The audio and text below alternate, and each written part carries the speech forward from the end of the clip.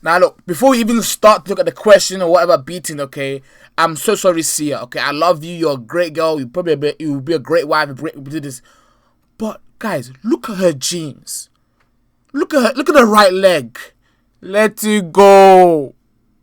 Let it go. Let it go. It's done. There's no more ripped jeans. It's done. It's finished. Might as well wear shorts on one leg. Just let it go. It's okay. Buy a new one. Okay? Buy a new one. The trousers are finished. You've completed the journey of the trousers. They're finished. Please. Okay? For the better of mandem. Just let the trousers go. They're finished. If she sneezes, it'll snap. They'll probably die. Big man thing. Yeah.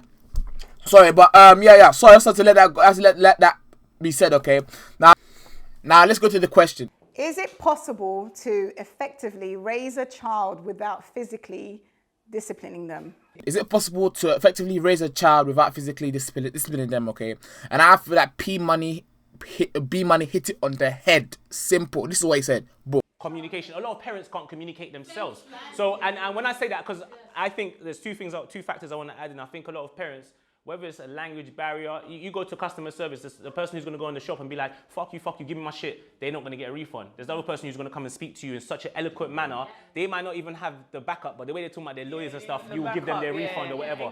A lot of parents, and you lot are parents, maybe you can back it or not, but I think we have to be honest with ourselves, because I've even been around little kids and you play with them, then they get too familiar.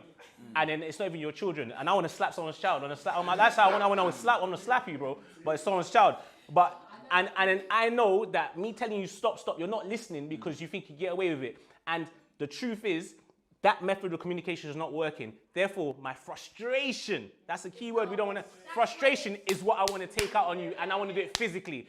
We learn that, we go to outside, we go to school, we go to public places, and we argue with people, and if we have a language barrier as well, it gets to a point where you get frustrated, and we hit someone physically. Sorry.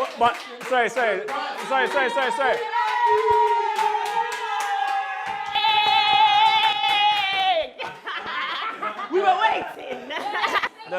The last thing I was going to say about whether you can raise a child or not without physical discipline is the community. So if you're in a community where every day you look out your window, the neighbors fighting, there's domestic violence outside, the kids are fighting, your child might then think, okay, well, that's the language I understand.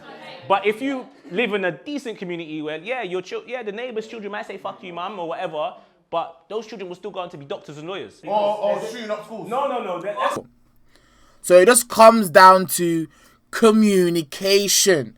How is the parent trying to communicate with the child? Are they going to communicate using their hands or their fists or their elbows or a chair or a flipping table or the cat or whatever, okay? Or are they going to communicate using their voice, in their mouth? I think that's the biggest thing. How does a person communicate with the other person? Because look, children are different, okay? And I know the children are born as blank slates, okay? But every child is different. If you're a parent, you understand that one child, it could be very stubborn. Another child will be calm, okay? For example, you tell a child, don't touch the fire, it's hot. One child will be like, okay, mommy, the fire is hot, I won't touch it. Another child will be like, fire, hot, let me try this thing, fam. Like, I think I can hack this fire thing, you know? Hey, fire, come here. Boom, oh, it's hot. Then he will learn. Okay, so there's two types of children. One will learn from listening, the other one will learn from harm, pressure, pain. That's how it is.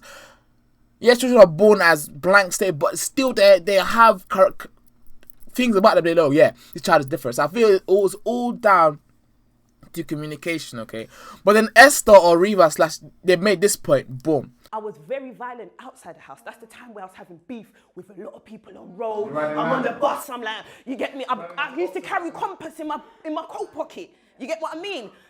That's how the violent situation was, because there's issues. I love the fact that you took it there, because I was even going to go into violence, because that's why I'm saying to you that a lot of black men, I'm just going to say black men, when you go into the prison system and you ask them, okay, cool, let's talk about your upbringing, or let's find out how were you raised. Like, a lot of them will say that as a child they were beaten. Now, this is actually the point I referred to in my previous videos, okay, that does that kind of violence in their childhood link to violence in their adulthood or in their later in their life? Because think about it, okay? What your parents is teaching you is when we do something bad, we're basically disrespecting our parents. If your parents say, come back at this time, but you come back after time, you're basically disrespecting them, okay?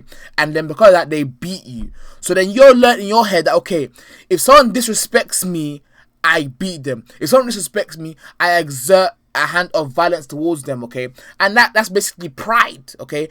And pride is the biggest killer of men in the pride.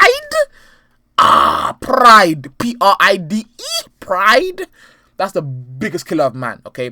When you see someone stab this one, this one stab this one, this one stab this one, it's all because this guy said, what? Oh, let me go in front of the line at McDonald's. Like, one person died, I can't remember where, but it was literally because the other guy went in front of the line in McDonald's. That's it. So pride. How can I let him go in front of me? And then the one died. It's as simple as that. So it's true, okay? But back to the communication point, okay? I'm going to show you a little clip from Little Miss Jocelyn. Boom. Your name and address, please. Hey, Yanis, come true. Tintin, 4-9. Tina Johnson, 49 Tradiga Place. What area is that? Oh, Sarge, I think I know where that is. Hey, Yanis, is that in? Skene! It's in. Clapham. Still got to corroborate your story, but until then, Lisa, just tell her to keep her nose clean.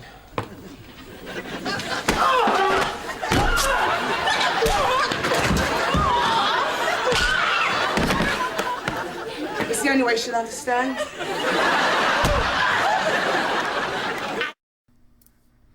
Now this is just another link that, communication is key.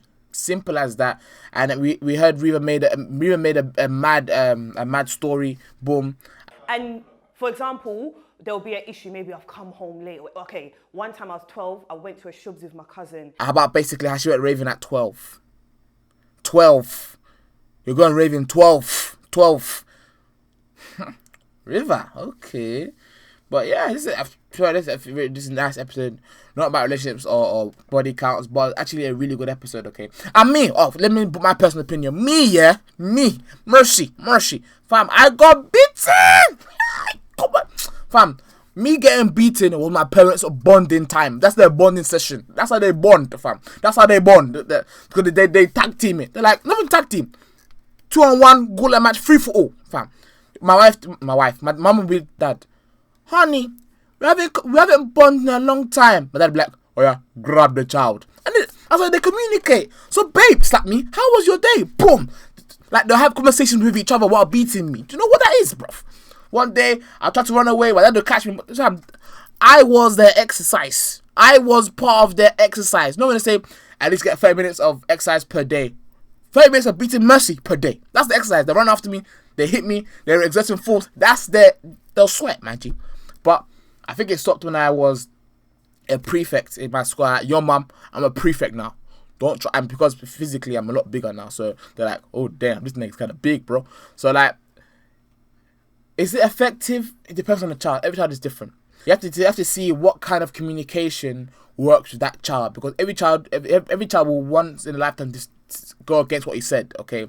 And it's up to you as a parent to either think, okay, how am I going to discipline them? I'm going to bang them in the face. Look, for example, look, banging in the face, that's a new thing. I've never been banged in the... Whenever I'm hit, it's always open hand hit. Backhand, forehand, power slam, anything.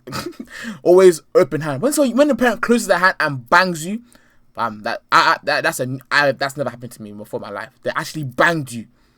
I've been swept, slapped, clapped, flapped, flogged.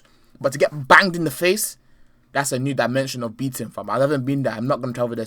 Banged in, do you know what bang in the face is? Do you know what that is? Fist clench. Pam.